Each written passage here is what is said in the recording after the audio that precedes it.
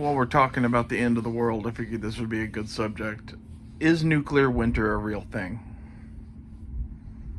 I think it's worth discussing.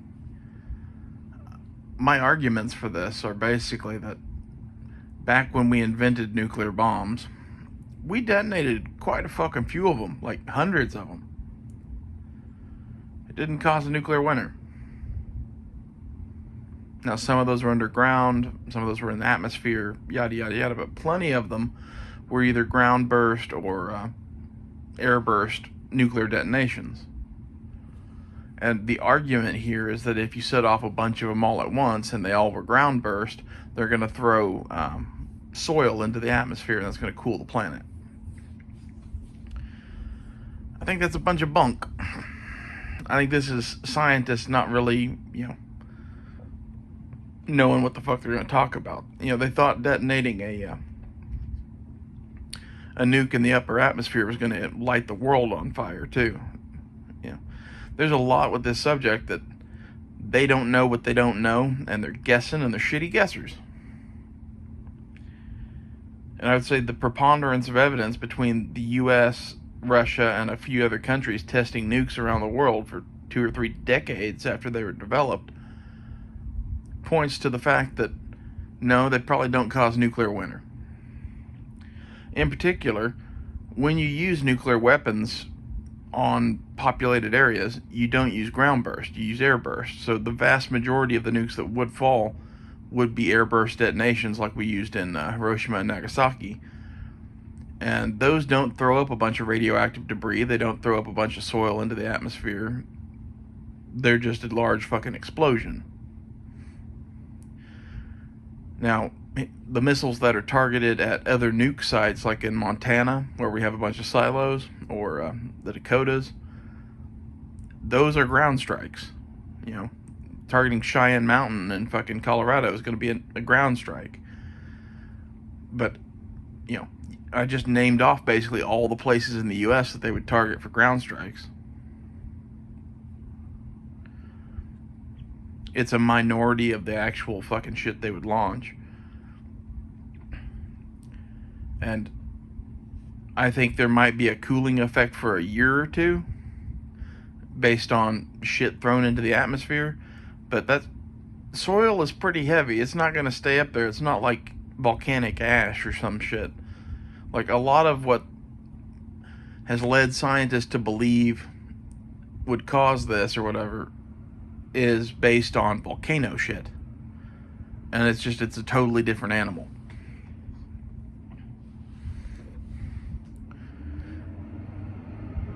And this is where we really don't know, because we've never detonated, 1,000 nukes all at once, all across the planet on the same day.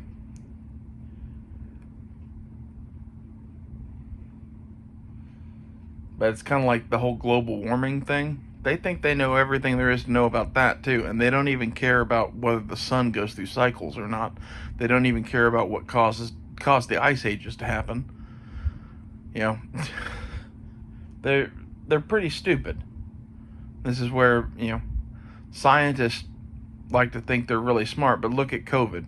Everyone in the world who was a science believer or a scientist is still screaming about take the vaccine and stop the curve and whatever, and like anyone with half a fucking brain has realized now that you didn't need to take the vaccine. Nothing needed to be done to stop the curve. It was going to peter itself out anyway. Basically, these people are fucking fools and liars, or both. And be careful about who you believe about various things in the end of the world. It's sort of like, how survivable is a nuclear blast? Well, there was a man who went to work in Hiroshima that got caught in the first blast, basically knocked the dust off himself, and traveled by train to Nagasaki, where his other job was, or his family was, or some shit like that. Got caught in the second blast, knocked the dust off himself, and fucking kept on with life, and he lived to be like 80. So the likelihood of you surviving a nuclear blast is higher than you would think, believe it or not. Now, those were relatively small bombs compared to the ones we have now. But still, someone's going to survive that shit. And if there's not a nuclear winter, it's not going to kill the planet. And if you look at how the Russians prepare for nuclear war, they are of the thinking I'm of. I don't think they believe in the nuclear winter. And you can tell that because they're trying to save as much of their population as possible and, get back to fucking normal after a nuclear attack. Whereas the U.S. is convinced that there's going to be a nuclear winter, and they're building bunkers for elites full of food and water and, turning into mole people.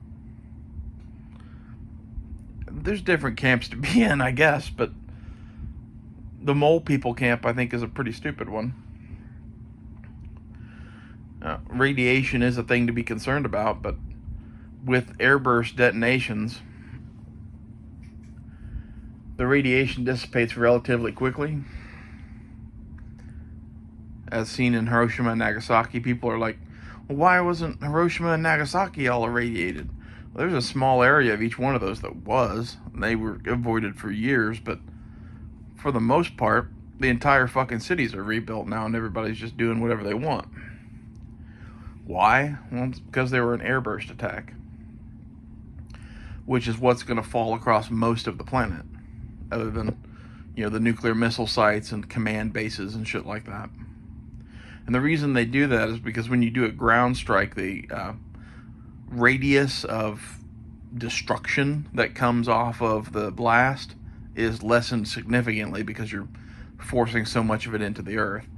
When you do an airburst detonation, it makes a much larger kill zone, for lack of a better word. And that's why if you're targeting cities and populated areas and military bases and ships and that sort of stuff, you're doing airburst attacks. And it really didn't take much looking into this for me to figure this out, and it makes me wonder why the fuck the government spends so much money on protecting the elite and their friends, and not more money on having shelters in every city that we have drills for to go to for fucking nuclear attacks like the Russians do.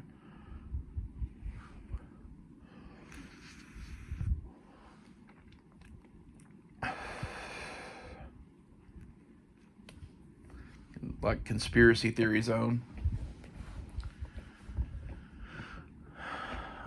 You can believe whatever you want to believe about the aftermath of a nuclear holocaust, but I tend to believe that the world would bounce back considerably quicker than anyone could imagine.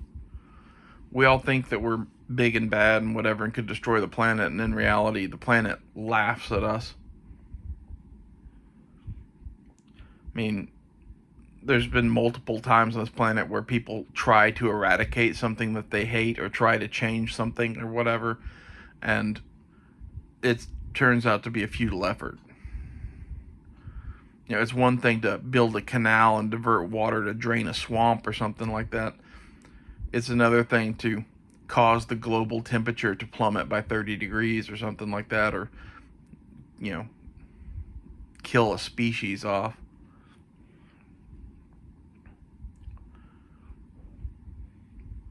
Mother Nature has a way of continuing on no matter what we do.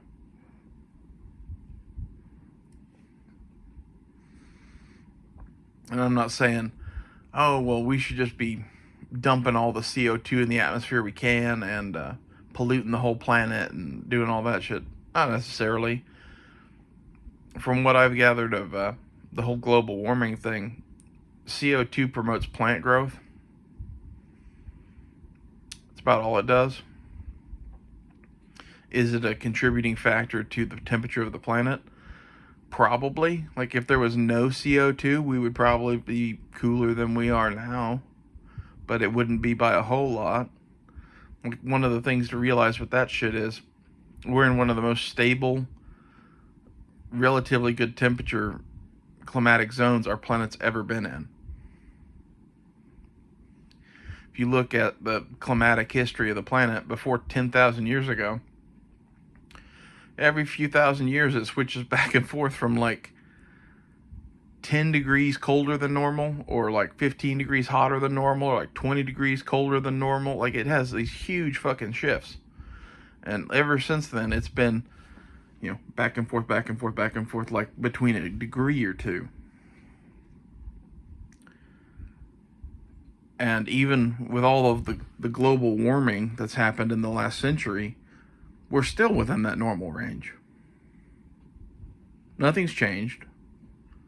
It probably would have gotten a degree warmer over the last century anyway. Like, I think the real bigger question is, what the fuck caused the extreme swings from before 10,000 years ago? And is that the sun? And does that sun have a cycle that causes that or something? Or is there some other unknown cycle that's about to happen that's going to cause fucking crazy shifts in climate again? Like, I'd be way more worried about that than I am man-made climate change, even if it's fucking, nuclear driven.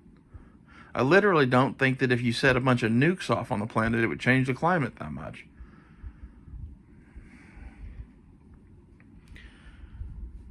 I know some of you guys are into this sort of shit too, and I don't know if you've looked into this or not, but I found it kind of fascinating to look into a few years ago, because I was always of the opinion that, well, we're all fucked anyway from nukes, and I think that's propaganda that they put out in the 50s, 60s, and 70s for some reason, and I'm not sure what the reason is.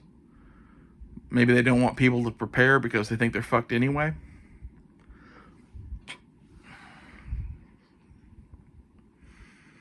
But in any case, with a large nuclear attack, you're probably way less fucked than you think you are. Even the EMP thing, from what I've gathered about that, EMPs are a real thing. They do extend beyond the destructive zone of the nuclear blast, but it's not by that much. You'd have to pretty much nuke every corner of America to hit every corner of America with EMPs. So the chances of you even being affected by the EMP of whatever this is, if you're in the zone that's being fucking blown up, and you manage to survive that, like that guy in Japan, yeah, your fucking electronics may not work, but like that's the least of your worries at that point. You just got blown the fuck up. And you're probably irradiated and have to go fucking get scrubbed down and take some potassium iodide or whatever the fuck it is.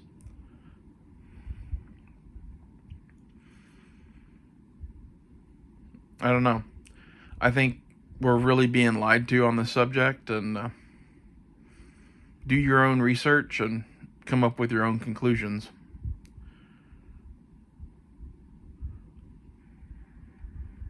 But humans are a very resourceful, survival-oriented kind of thing. Like no matter how many of us you nuked, there would be a large population left over. I think this is one of the reasons why no one's ever tried a nuclear war, is because while they are a hellish thing, they aren't effective enough to guarantee total victory. And if you don't guarantee total victory and the destruction of all the enemy nukes, then you are subject yourself to both a nuclear attack, now with no way to fucking send more nukes because you just used up all of yours in that first massive attack, and or invasion from, whatever's left. And if whatever's left is, 90% of what was there before, well, then you're really fucked. If it's 50% of what's there before, but now it's pissed, you're probably also really fucked. Like, there's a reason why we haven't had a nuclear war, I think.